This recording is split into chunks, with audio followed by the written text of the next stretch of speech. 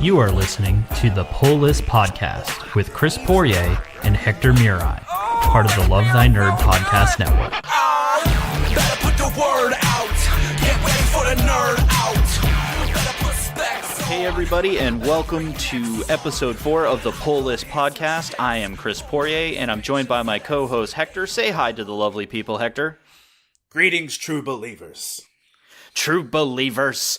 For those of you who may not know, we are part of the Love Thy Nerd Podcast Network, along with 2 other amazing shows, Humans of Gaming, where you can hear interviews and discussions with game designers and creators, as well as the Free Play Podcast, which is an amazing collection of discussions on just about everything and anything generally nerdy. You can check all of us out at lovethynerd.com, and you can also join in the discussion that we have each and every day on our Facebook community. Just search for Love Thy Nerd on the Book of Faces, and you can join in. It's a closed group, but it's a great group of folks, and we just talk about all those cool, nerdy things that go on in general. But Hector and I, we are here with the Pull List Podcast, and we love us some comics. So we have a lot to talk about this week. Lots of books, new number ones came out this week. Last week was a little slow, but we'll talk about that. And then obviously we want to spend part of our day today talking about the one and only Stan the Man Lee, who unfortunately has left us, but left us with such an amazing legacy that Hector and I just want to be able to spend some time to talk about that and just revel in what he truly did. He spent literally almost his entire life just pouring into comics in the industry. So before we jump in and talk about Stan, Hector, what you been pulling? So, first of all, when you say Stan the Man Lee, I know that's a nickname. I know that's something we actually refer to him as. But anytime I hear that, all I hear is Stanley the Manly from The Office. And so I'm like, it's kind of tainted for me. So anyway, what I'm reading, let's see, some low highlights. The Green Lantern #1 from Grant Morrison wasn't the worst. I enjoyed it. Marvel Knights was surprisingly good. I really enjoyed it. I wasn't expecting. I felt like, oh, this is gonna be shady, but I felt like it was a better Daredevil story than the current Daredevil story. Ooh, sorry. You're not wrong. I'm sorry. I kind of agree. Hulk, Mortal Hulk was good. I enjoyed that. Red Hood and the Outlaws is doing good. It's doing good things, but I don't know that I love the pseudo metahuman direction it's going in right now. Jason's worst stories are the stories where they're doing meta stuff, like the era when he was Nightwing for a minute. But I don't think that they're doing that per se. But, I want them to keep it on a tight line. But then they did just bring in Batwoman. And that was nice. It was cool to see Miss Kane and whatnot. But the fact that they had to squeeze in a Bat Guano joke. Oh no! It's just like, guys, we're better than that. They literally read the page. We don't need this Bat Guano, and I'm like, first of all, why would you say Bat Guano? Wouldn't you just say guano? And no! Like that's super redundant, but whatever. Detective is good. I'm enjoying the Two-Face Batman team up thing. It's still a pretty decent book. It's not the best Batman, but it's far from the worst. Plastic Man from Gail Simone. I enjoyed reading it. I'm glad I read it, but I'm glad it's over. As a current way it was going. I think that if Gail's going to keep writing Plastic Man, it needs to be with him in continuity and interaction with the other real DC universe folks. I don't think it's over, but I would rather see Plastic Man not be in a world of his own right now. But he is in the Terrifics, right? That's a thing. I haven't been reading, so the Terrifics I started with and I didn't really stick with. A lot of the new Age of Heroes stuff just didn't click for me. It didn't. So I tried Damage, but I think he was on that inaugural team, right? That sounds right. And I mean, I think they've been rolling with that, so that sounds right. Yeah, so that shows you how much of an interest it was. So, Oops. but yeah, let's see what else. Domino is being crushed. Like it is just Gail Simone is nailing Domino. She's just doing a fantastic job. I'm super glad it's a book that continued. It looked like it was going to be a mini series at first, but Domino is consistently a fantastic book, and right now they're doing an arc with Morbius, the awkwardly existing living vampire from Spider-Man, because that's a thing. And of course, they can't make a Morbius issue without a Twilight joke in there. So it's like, did they have to?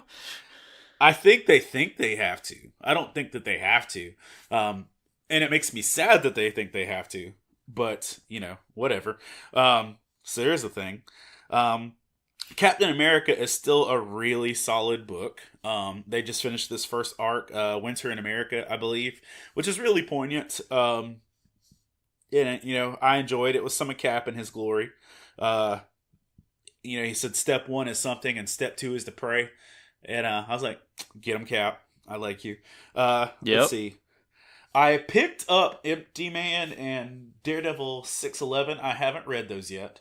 Those are, it was one of those, there were so many books this week that I legit couldn't finish them all. Not with my life. But the two that really, or the three that were my favorite picks of the week. First of all, there was a Dr. Horrible one-shot. And for those of you who don't know, Dr. Horrible is a Dr. Horrible sing-along blog, was an internet musical that took place during the writer's strike of 2008, way back in the day. And it was glorious. This was still in dial-up internet times for some folks. Like, I was on dial-up internet when that was a thing. But it is a 45-minute musical starring Nathan Fillion and Neil Patrick Harris and Felicia Day. And with that, it was a big hit. Like, I think it even got like a Grammy nomination or something, or at least it got some good awards for whatever it was. But they've released a one-shot comic book that comes after that, and it is called Dr. Horrible Best Friends Forever, and it features a post the musical issue that starts out with Captain Hammer and Dr. Horrible as like squealy BFFs. What? Like buying each other presents and riding around on motorcycles together and giggling and noogies and hugs. And you're reading this and you're like, what's happening? And they get to that in the story. And it's good. You you even get a little Penny in there a little bit. Which is too soon. It's like a decade later and it's still too soon. I respect that though. They still like legit, I met Felicia Day at Dragon Con, and like all the million things I've seen in her, like I pictured her like as dead Penny. Like when I walked up to her, I'm like, oh no. Like that was my first thought. I'm like giving her a side hug thinking it's dead Penny. But whatever. But it's a good issue. You actually get to meet characters that were only referred to in the musical, like Hourglass is a main character in this issue. You get to see that Moist has come into himself as his own villain, and he rides around in a soggy vehicle with female henchmen called the Towelettes. And it's just one of those things of getting to really delve a little bit deeper into the Dr. Horrible universe. It's a little sad that it's only a one shot. But on the flip side, it is actually written by Joss Whedon, which is nice. So that was cool. Another one is Firefly #1, which I flippin' so loved. good. It was so good. It felt right. There's a lot of Firefly issues recently in the past, years that felt close but not accurate, or felt close but not right. Especially once you go delving in. I think, not that they didn't need to tell the stories, but once you tell the stories after Serenity, without Wash and without Book, it's harder to connect. Like every new person they introduce to you is just like, but it's not them. No, it's definitely true. I had the same experience, and that I wanted to know the continuing story, but there are parts of it that just felt so weird. And because for those of us who are fans, we only had the one season, and we got used to that crew, and browncoats want more of that crew, and it looks like that's what we're going to get, or at least that's where we're starting. So happy. And it was a really solid, man. I missed Shepherd Book. Like, I missed him a lot. He's one of my top 3 favorite fictional characters, which, by the way, if you are Christmas shopping for me, are Krillin, Red Hood, and Shepherd Book are my 3 favorite fictional characters. I actually have a shelf that is nothing but those 3 guys. I have a Red Hood helmet, 5 Red Hood action figures, 3 Shepherd Books, and 14 Krillins, which is more than they should legally make. But I'm a Shepherd Book fan. And in fact, with everything I do with Faith and Fandom, that actually all started because of Shepherd Book. Like, originally I was going to make a devotional just about Shepherd Book, and then it became Faith and Fandom. So me and Book, I love some Book. So it was so nice to get fresh Book dialogue. But on top of that, it was good Book dialogue. Oh, man, it was so on point. It was on point, and you actually get to see Book being judged for not being religious enough, or not being, judgmental enough or stuff like that. And if you know me, or you know my background, you know my church, you know what I do with Faith and Fandom, stuff like that, that's stuff I deal with on the regular. There's a line in Parks and Recreation where, they're dealing with stuff, and so Leslie is like, so it's too Christian, but not Christian enough. Do you see the irony in that? And right. And I feel like I deal with that on the regular. So seeing Shepherd Book be faith-splained something to, like be talked down to because he's not judgmental enough, it was like, I'm really looking forward to where this is going. So I'm totally pumped about where this issue is going. But it also does tie into some of the more controversial judgment calls in the Firefly comic book universe. Like, it's some of the stuff after Better Days.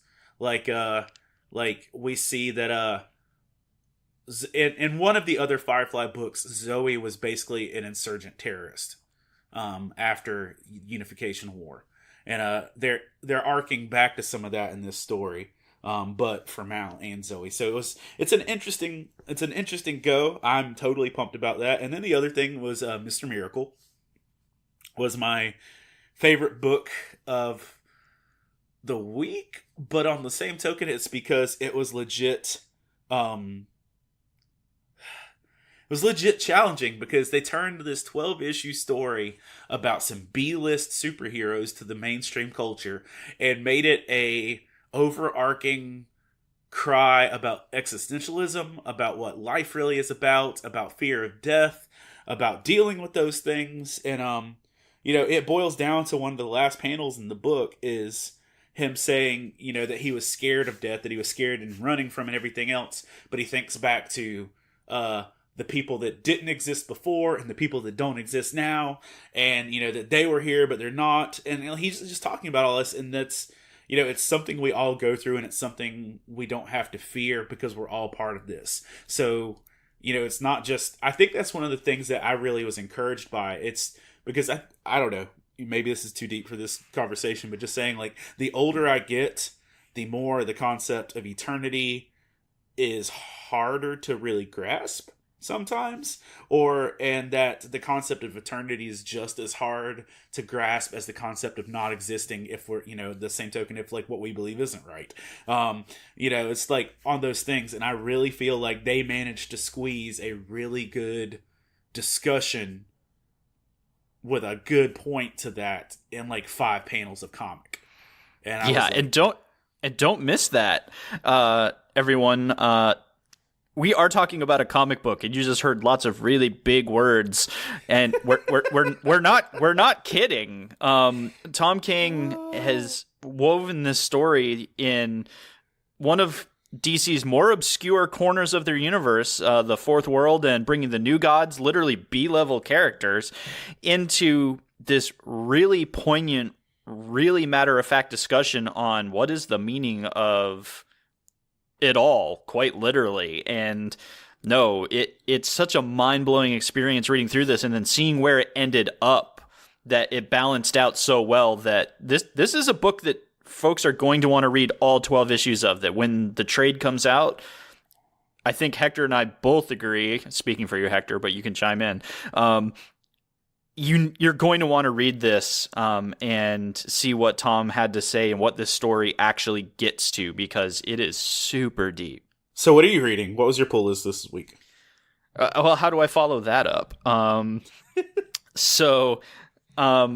We obviously read a lot of the same things this week. I was probably most excited for Firefly. I am a brown coat. I absolutely love everything about the Firefly Serenity universe. And yes, we kind of talked about that the older comics, some of them were close, but it just didn't quite have the feel that we were talking before we started the podcast, that the thing that I loved about this, and you mentioned it as well, is after reading this, I felt like I just watched an episode, which is exactly where I want to be mentally when absorbing this stuff, is that Greg Pak is writing this one, which is kind of the first time that someone that's a little more established in the comic industry other than one of the Whedons has taken on writing the pieces of this. And it was just...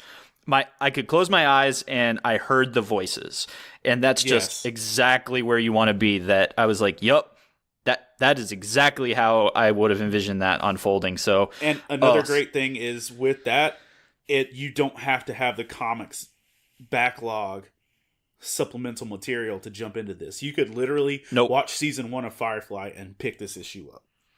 Yep, and you would fall right in and you'd be good to go. And I hope it continues that way, because that's a great feel for this series. It's exactly what it should be.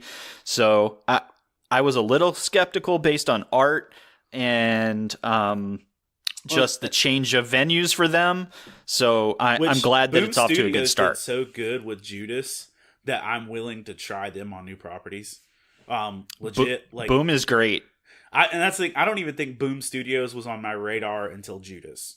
And, when I saw that Boom Studios was handling this, it was a good deal for me. And what you're saying, too, with the art, bad art can suck out the joy of a story. So it's so true. The new Doctor Who issue, the first Doctor Who issue, it's one of the ones I also read, I didn't mention. I wanted to enjoy it so bad. Jodie Hauser's a great writer, but the art was really weak sauce, and I couldn't enjoy the story because of how wonky the art was. And I was, like you, I was a little hesitant looking at the early art for Firefly coming into that. But yeah, go. What else are you reading? I also did pick up Uncanny X-Men #1, so the culmination of all the different X books that have kind of come into existence over the last year, from back when they started Blue and Gold, and then Red, and then Weapon X, and then Weapon H, and then Astonishing Fuchsia, X-Men Purple, and X-Men Black, and that I was overwhelmed with the amount of X books that I was like, okay, Uncanny's coming, bringing the Uncanny moniker back is going to be great. I'm just going to sit back and take a break and pick up Uncanny #1, and I did. And I still don't know how I feel. I wish I could say, wow, they really knocked it out of the park. I don't think it was a home run. I think it needed to be honest.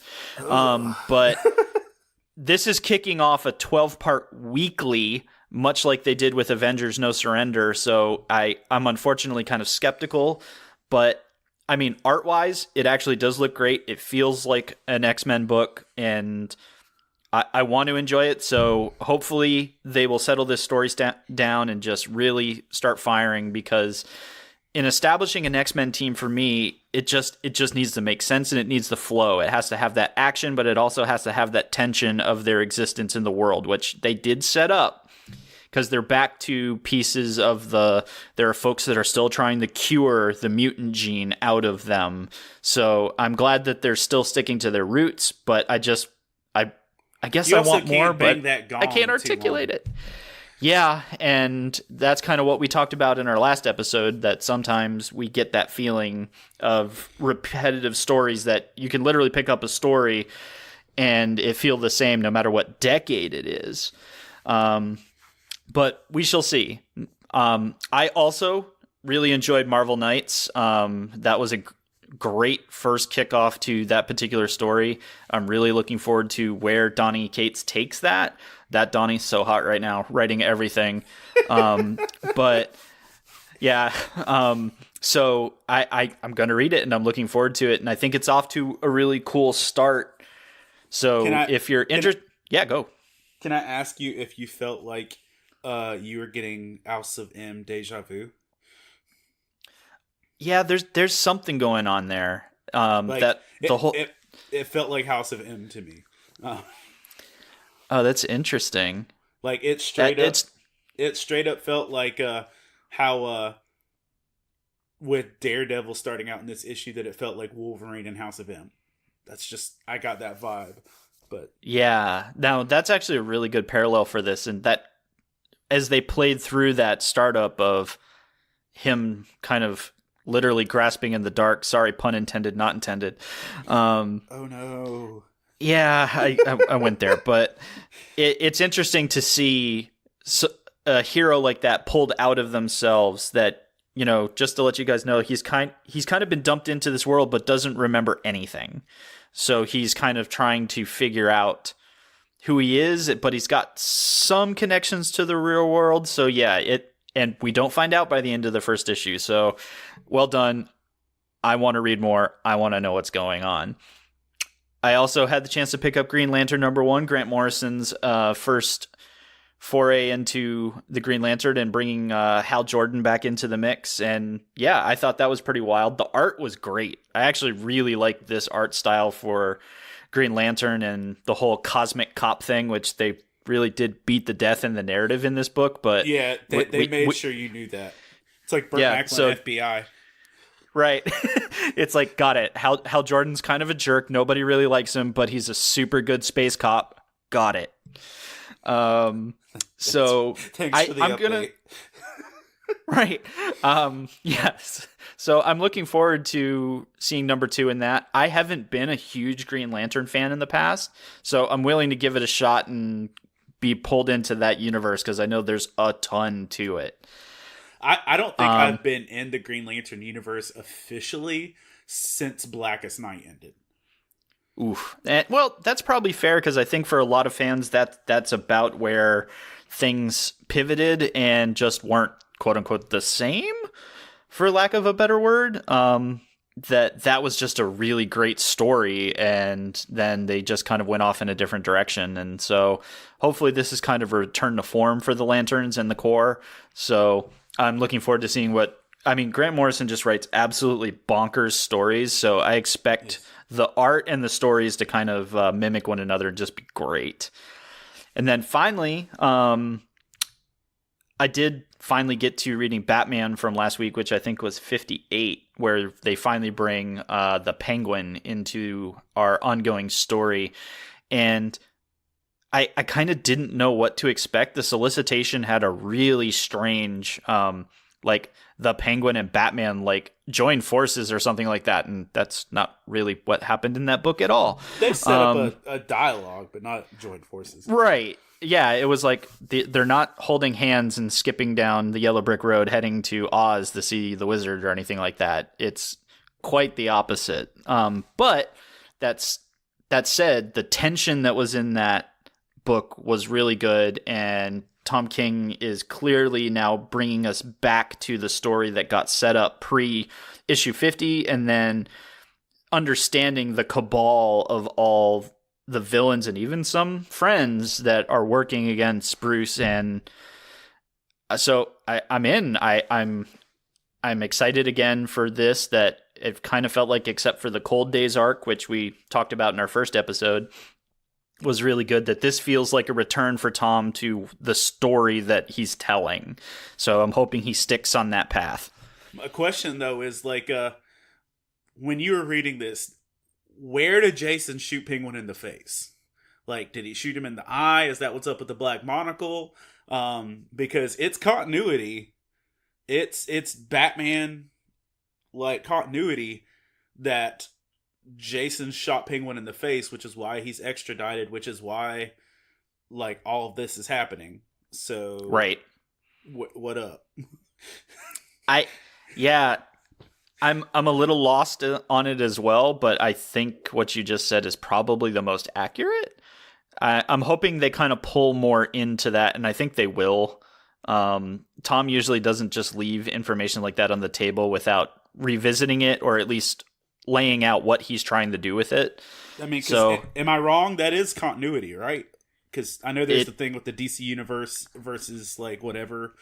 Yeah. So no, this is absolutely continuity. That in mainline Batman, or if you pick up any DC book, quick explainer here for what they've done I could since. use recap.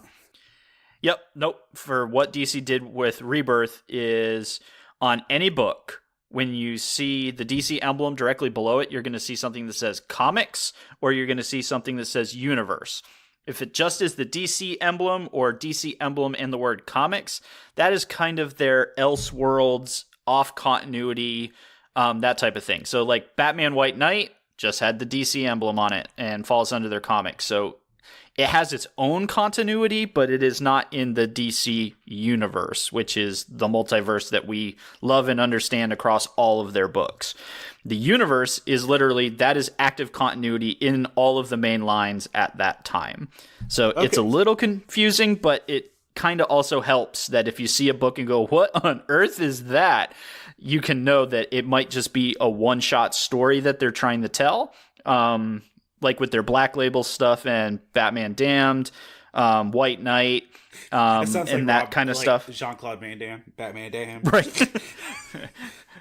I mean... Wait. Hold on. Well, okay, I hear you, and that makes sense. But isn't Heroes in Crisis also continuity? I believe so. I actually have to double check the book, but I'm pretty sure it is. It's not... The label's not on that. Yeah, they try to make things really complicated. That's the theory behind all of it. But there are books that they're not putting the main line on. Because there's also been some discussion on whether Metal really happened or didn't happen. It leans in the direction that Metal definitely happened, and that's the whole New Heroes and everything. But I think they actually tried to hold back and decide whether if it sold well, then it was a thing, and then if it didn't, then it wasn't. Yeah, but there's elements of Metal in every DC story right now. Yep. Well, and that's because it did well. Because to be honest, they started adding the tied to Metal tag to things that aren't at all, because they knew that Metal was selling so well. So it is part of the marketing strategy. And that's where things kind of get a little fuzzy. So I didn't realize that Plastic Man was part of the DC universe with that. So, Mr. Miracle's not and Plastic Man is. That doesn't feel fair. But go on. Yeah. Well, they also did the really weird thing of if a book was in production prior to them making that trade dress change, they opted to not change it. Which means there are stories that fell in the middle, and Mr. Miracle is one of them. Metal was technically one of them. So it's kind of confusing, but that's at least the theory behind all their trade dress. Because knowledge is power, the more you know, all that good stuff. So yeah. And then just like you said, Mr. Miracle was probably the most mind-blowing thing that I've read in the last 2 weeks. And yeah, kids, pick that up when it comes out in trade. Visit your local comic shop. Try to find the issues if you can. It is worth your time to read that and understand what's going on. So, moving right along with the podcast here, we want to spend the rest of our time today really just Hector and I kind of talking about Stan Lee, who he was. That, you know, honestly, it's strange when people who are so influential pass away, the impact that they have on our lives and how people respond to hearing the news of those types of things. But it gave me pause when I heard that, you know, comics became a big part of my life about 3 years ago. and that partnered with my ministry. And obviously, as I dove head over heels into comics and everything, Stan was such a giant in the formation of the industry and so many characters and everything that I really found myself. It really kind of got to me that we had spent. He was 95. He had spent so much time with us and did so many things that I know that Hector and I just want to spend some time just really celebrating what Stan did for the industry and what he's done for us as fans. Because it's... So for me, I was in a staff meeting, and I feel like, too, this is going to, I'm not in any way trying to downplay the reality of our past events or history or anything like that by saying this. So right. Keep me in perspective when you hear me these words come out of my mouth. I feel like this is going to be one of those situations like with 9/11 that everyone says, well, I was doing this when I found out. Like, I know that, like that conversation comes up year after year when 9/11 happened, I was in Walden Books, shelving books and heard about it. Right. Like for me, and before that, go ahead. Yeah, before that, you had people where were you when President Kennedy was assassinated, and when there were just so many different parts of American history and major events that trigger people to remember different things because of the impact on their lives, their way of life, etc. That's why they kind of bear on our hearts and on our souls. So yeah, keep going. So, I was in a staff meeting when news of Stan started to hit, and my wife literally, she was teaching a college class. Someone texted her. She walked out of the college class that she was teaching to contact me. So like she literally walked out of her career position to walk into the hallway to send me a text and let me know. And she was the first person to tell me, and she's like, I don't know if you've heard, but I just wanted to tell you, like Stan Lee passed away. And like when she told me that, like honestly, it was a gut punch, but like it was better coming from her than anybody else probably, because it's the people that know you versus the people that know you superficially. And my wife knew that would legit wreck me a little bit. So I had a second to like steel myself and get myself ready for what that looked like. And then, with that, I started getting text after text after text of, Stan Lee passed away. Literally, I'm not kidding, dude. I had more people call me or text me when Stan Lee died than when my mother died. Oh, man. Like, because that's the thing. Yeah. People, to everyone that's, a muggle per se, that's not in the geek world, I'm the one guy in their life. I'm in church culture. I'm a pastor. Yep. I'm in the deep south. I'm in I'm in that world. And so I'm the one geek everyone knows. Like when I was in high school, I think I was the only geek in my school. And I wasn't even nearly as geeky as I am now. But like I was that one geek. So people literally checked on me all throughout the day. And I don't think it was until, I don't know, like Tuesday afternoon or Wednesday, I finally got some time by myself, and it affected me. And I had my emotional moments, and like I'm not gonna try and flex my nerd card and say, oh, I wept in the corner or anything like that. I shed tears about this. Sure. Yeah. Just because, but then again, I'm an emo kid that cries at 21 Pilots lyrics and Doctor Who episodes. So I am an emotional person. But it made me sad, but like, it's not like you can say it's a tragedy or anything like that. The dude lived a freaking long life. He accomplished more. I think that was, what is it, that we lost someone who did so much, was my biggest thing. But then, I never know what does and doesn't affect my kids certain ways. So like, I picked up for my kids from school, and once they were all in the car, I was like, "Hey, listen, I wanted to let you know Stan Lee passed, and like Stan Lee's dead." And my 10-year-old automatically like held my hand and laid her head on my shoulder and got sad. She's like, "I'm sorry, Dad." And she's like, "That's so sad." And then my 8-year-old, she's like, "The weird guy from all the movies." Because from the mouths of babes. Because like, let's be super real. There's whole generations of people that only know Stan Lee is the weird guy that shows up in movies, and they don't know why. They don't know. And why is this dude here? So I think that's a good point to transition kind of to why was that dude there?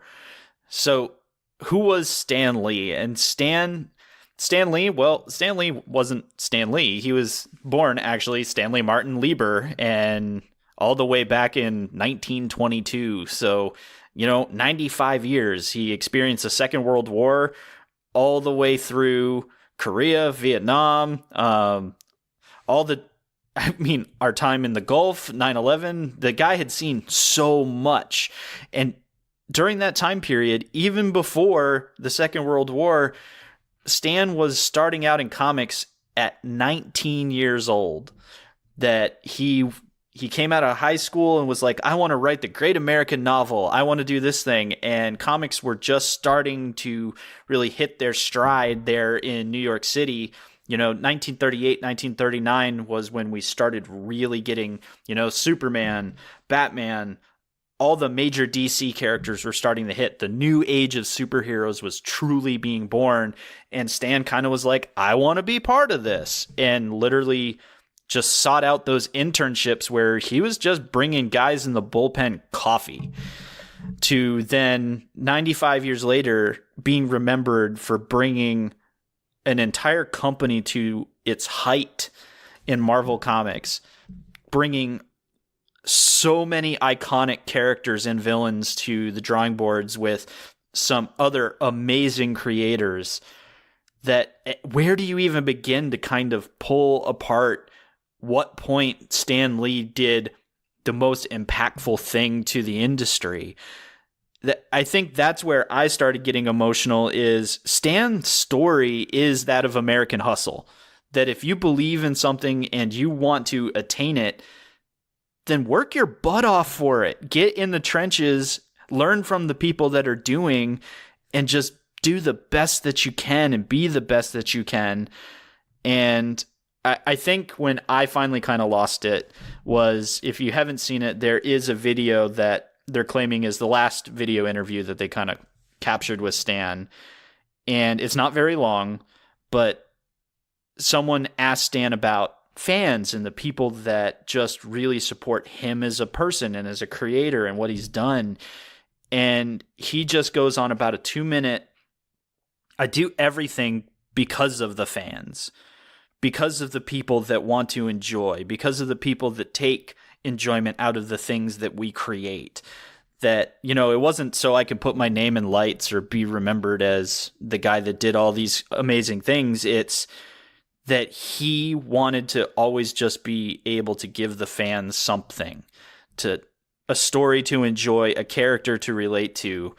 And that's the legacy that I'm going to hold of Stan's, is you can come from nothing and become something, but also never to lose that humility in wanting to support the people that you're creating for.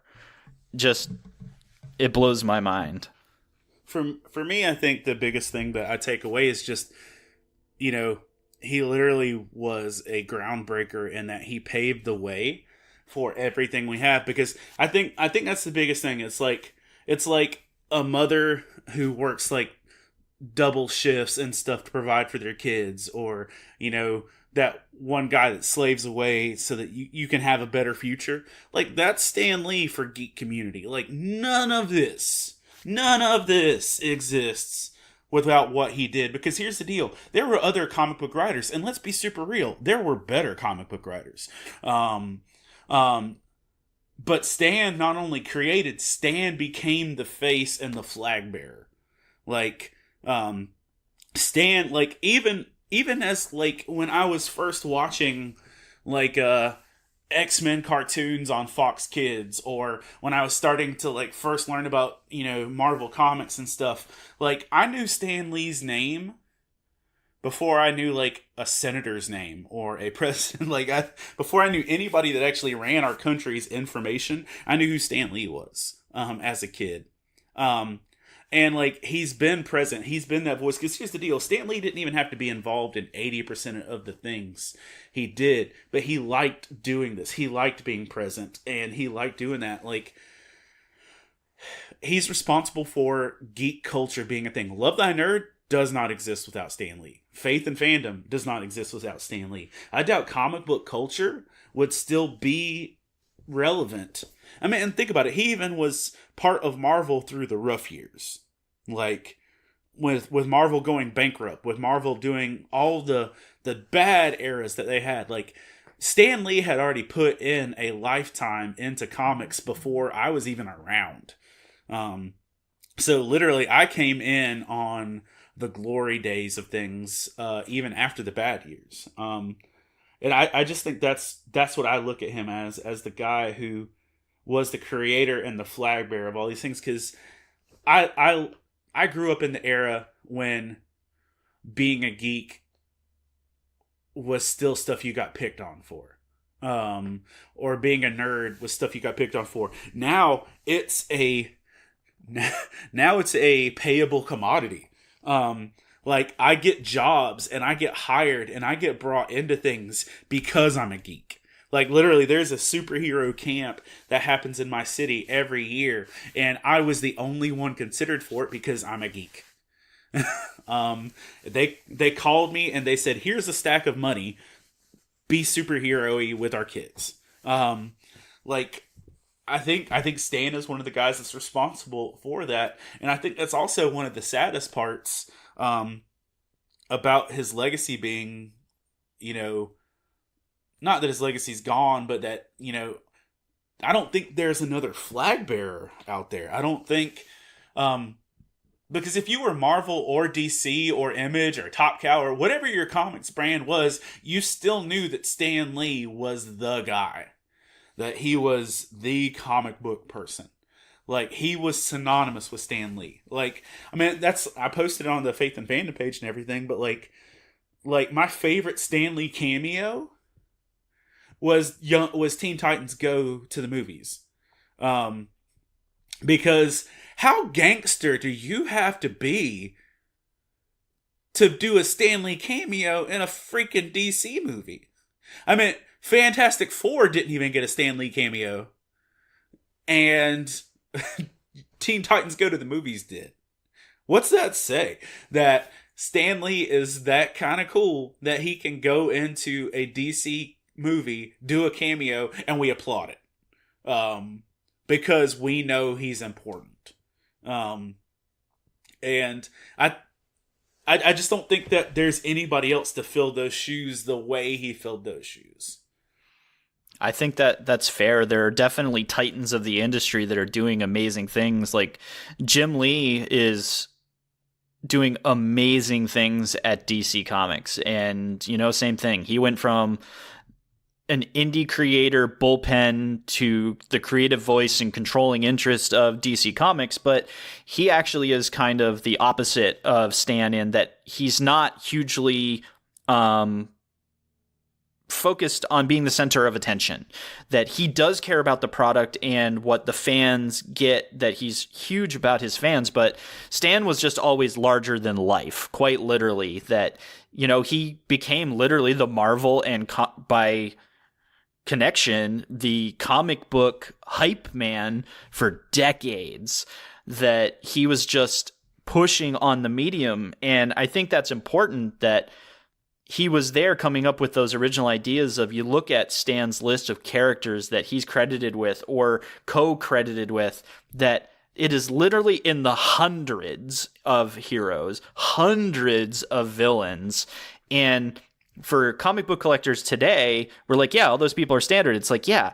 And this guy at the time, kid, Stan Lee, was literally cranking those out every other month as new ideas. And that's just mind-blowing. But that alone wasn't enough for Stan. That as the civil rights movement came about, he realized that they had a mode of communication that they could tell stories in, important stories, and he stepped out and started telling stories in comics that were very relatable to what was going on in our culture at the time. That he gets a lot of credit through the creation of the X-Men and the stories that were being told, of providing that social commentary on what was going on, but also telling just a great story in art and in character. That it's mind-blowing that that was part of who he was. That it wasn't just about telling a great story. It was, he was being very purposeful in some of the stories he was telling, and when and how. That for a period, superheroes were untouchable. They were perfect. And Stan was one of the guys that helped remind us that even superheroes have a bad day. That even some superheroes are teenagers. They're normal kids going through normal stuff on top of the reality of being superheroes. So it's just crazy to see what's going on there and what's happening. But he then transitions, and he's also trying to provide very humble type stuff to the community. That he was there during the early days of the Comics Authority Code and making sure that things were good and wholesome in books. But then he also became the guy that started poking at the code and trying to be sure that there were other pieces to what's going on there. And it's just so good. So Stan just had so many different pieces to who he was and what he did. It's hard to kind of isolate that one or two things that stands out, but we'd be remiss if we. Let me ask you this, though. Like, I see Jim Lee, and like, realistically speaking, Jim, to me, could, like, he's one of the people that if his name's attached to it, I'm a lot more prone to it. Like I've said before, Hush was my first book back into comic books after a decade of not. Like, I appreciate everything Jim Lee has done, and I love what he is a name, especially to nerds, but he's not that flag bearer. Right. Nope, totally agree. He could be, but it would take a lot of extroverted effort. Like, who do you see that could be the next Stan Lee? The next Stan Lee, like, in geek culture, in the world we're in, like, who could be that next person? Well, I think, and we've talked about this kind of off before the podcast got started, that, you know, I agree that Jim might not have that, like, hype man mentality. Todd McFarlane does have that kind of thing, and Todd spent a lot of time in Stan's orbit and learning from Stan, and and Todd stepped out to do that work with Image and to be a new creator and not be shackled by either society or anything in general. That I think Todd McFarlane is potentially one of those people. He can be a little rough around the edges, but, you know, Stan wasn't perfect either. Stan Todd is wasn't definitely perfect, but Stan, I think, he tried to be, like, yes, as palatable as possible. Humility is something that is definitely a part of who Stan is, and some folks might disagree with that, but I think Stan never was truly trying to beat his own drum. Todd does occasionally, so I can see how that one's a little harder, but truthfully speaking, I think the thing that Stan left us in looking at who could be next is Stan strikes me that he was the type of person that if he were to answer this question, I think Stan would say any one of us is fully capable of being that next person if we're willing to put in the work and truly believe in the thing that we do. And just watching my Facebook feed this week of creators I know that have interacted with Stan over their careers, interacted with people who were direct mentees, people that learned from Stan in the industry. They're just sitting there going, we want to attain that level of focus on our industry, our craft, and our fans, that this industry can continue. So I know it sounds semi-cliche to be like, it's in your heart, it's all of you, but I think Stan was the type of guy that truly believes that that is possible.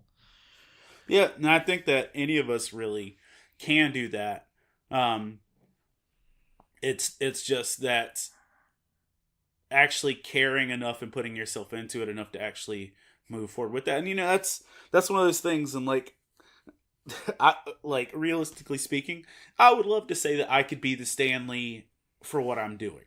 Right. Yep. Like one day for Comic-Cons and faith, intersections and stuff like that. I'd love to be able to be that one day, to be able to look back, in 50 years and say, I helped bridge that gap, or the little things I did. Because let's be real, we know that we all see Stan Lee characters, but the average person under 30 has never read something Stan Lee's actually written.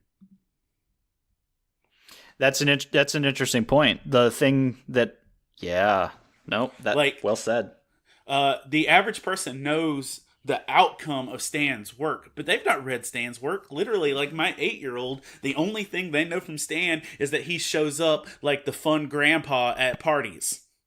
Like he is the he's the fun grandpa that shows up in the movies that Dad takes them to see. He's the guy. I don't know if you ever watched it, but it was the Superhero Squad cartoon show. Like he narrated it, and that was one of my kids' favorite shows. And he was a main character on that. And this was 10 years ago, or not even 10 years ago. My kid's only 10. This was 5 years ago. He was a main voice and character for that. We're seeing the harvest of the work that he put in, and that's the thing. Jim Lee is not that public face right now, but if he puts in the time and work going forward, he's already laid the foundation. He could be that. He could do those things. And I don't think Kevin Feige, I don't think that's going to be him. Right. Yep. No. Yeah, I don't see that being him. I really think one of the best people in the industry that could do it, if he wanted it, is Jeff Loeb. That's a good name into the ring. That's another person that off the top of your head you probably couldn't identify, but you have definitely seen his work. If you've watched anything on TV that's holding a superhero underpinning, he's probably executive produced it or is involved in it. So, Marvel's he went Netflix from doing stuff, or Netflix's Marvel stuff, superhero movies that you've watched, heroes. He's written some of the best Marvel and DC books. But again, how many people can point to an interview or a conversation they've had with Jeff Loeb, or that they remember? It's that vocal part of it. And, not to hardcore Jesus juke this, but just to say, there's the scripture that says, do not grow weary in doing good, because in due time when the time is right, you will get the harvest for your work. I guarantee Stan Lee had been in comics for years and didn't see that it was going to end like this, that he was so celebrated. And I think that with a lot of us, we don't see that it's going to be celebrated. But that's the thing. I don't think he did it for the celebration. I did it because he thinks he cares. I've been writing some stuff about Stan Lee this week. They're planning for the next book. And there's this one interview I keep going back to where he says, in 100 years, if people still remember my name at all, which that made me giggle, because I really do. Right. I don't think that, granted 100 years is a long time. But, I don't think that we're going to be in a place in 100 years where we've forgotten Stan Lee. But he said that what he would want to be remembered for is that people liked his writing. That we liked stories that he wrote. And I thought it was funny. He didn't say, remember the universe I created or the characters. He's like, I want people to be able to read back or to look back and like what I've written. And, you know, I think we're going to be able to do that. I think we're going to be able to say that. And I think we're going to be able to say that like nobody else. Right. I think that goes into our ethic of what are we willing to create and put into it, because the stuff that we think is frivolous and stupid could actually be important to the world. And I think that's exactly kind of to come full circle, that every biography that's already been written, and I'm sure ones that will be written on Stan Lee, will all start at the same place. He wanted to be a writer. His literal goal was to write the great American novel. And just seeing his story unfold and where he ended up and how he ended up doing it, a lot of literary folks might say, well, he never got around to it. But I think a lot of us in comic books would say he did exactly that. That to talk about the great American novel or the great American experience, that some kid that had a dream wandered into an editorial shop of an industry that he was growing, but he knew nothing about, went from making coffee for some of the greats, even before his time, and then ended up surpassing a lot of them in what he did with his life. That I think that's why so many of us were bummed this week, and why, you know, at the same time, we're going to take a great deal of hope into the future of comics, that he spent over 70 years in an industry that is really just a little over 80 years old in America. Yeah. Do that math real quick. He didn't start it, but he made it better. And I think that's who Stan is to a lot of creators. Is it's an industry of 70 years that had a lot of ups and a lot of downs, like almost into non-existent downs. And Stan was, nope, this is a medium that matters. It's explicitly American in the context of telling these types of stories in the sequential manner, that it is the life work of writing the great American novel. So Stan, you know, I say as one geek to another that, you know, thank you for giving us so much, and not just the worlds that you created, but the text that you got to paper, but then also the mentality to just work hard for the things that you love and to stay focused on those things. That these are great lessons to us all, that we can start at the bottom and work our way. We just have to be willing to do the hard work and to truly care about the things we do. So, you know, you can take that to the bank.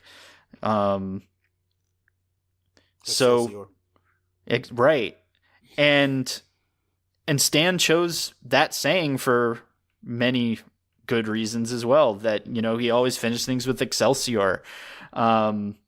That it actually comes directly off the state of New York seal.